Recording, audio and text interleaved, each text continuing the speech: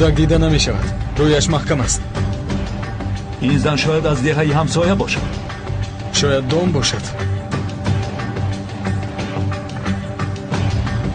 نزدیک نشو.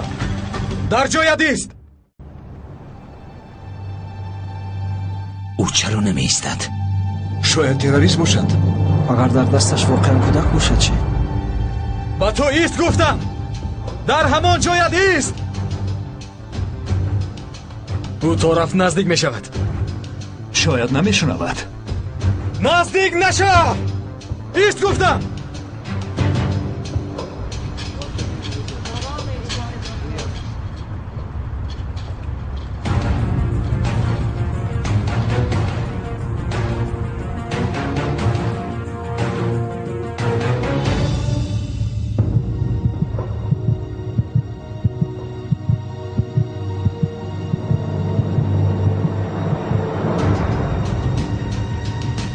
او تماما واکنش نشان نمیدهد. مجبورم که او را بی‌ضرر گردانم. ایستید. آتشی آگاه کننده میکشایم.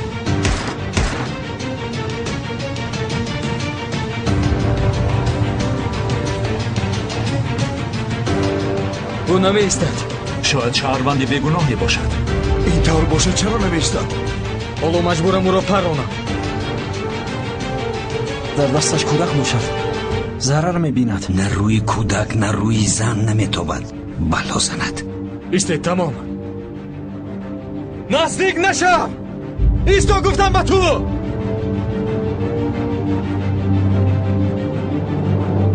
ایستا.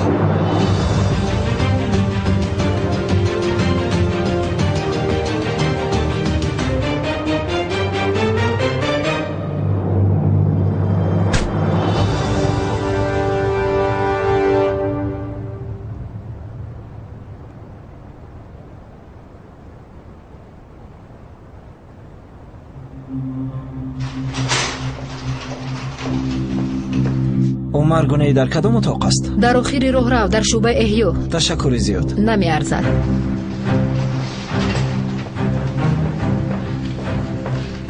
بفرمایید. بیمار را با معاینه میبریم.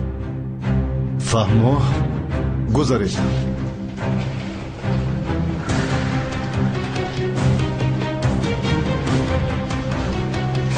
زود باش شتاب کن.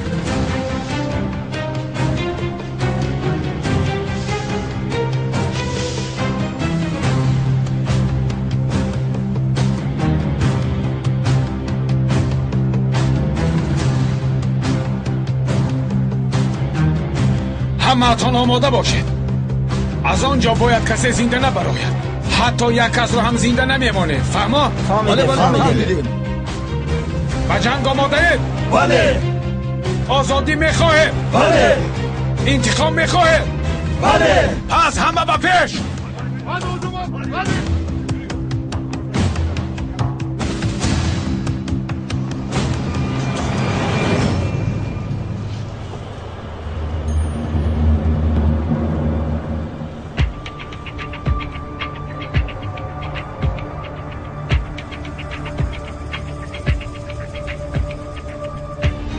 نرمین بیمار رو به معاینه بردنی بودم نیست.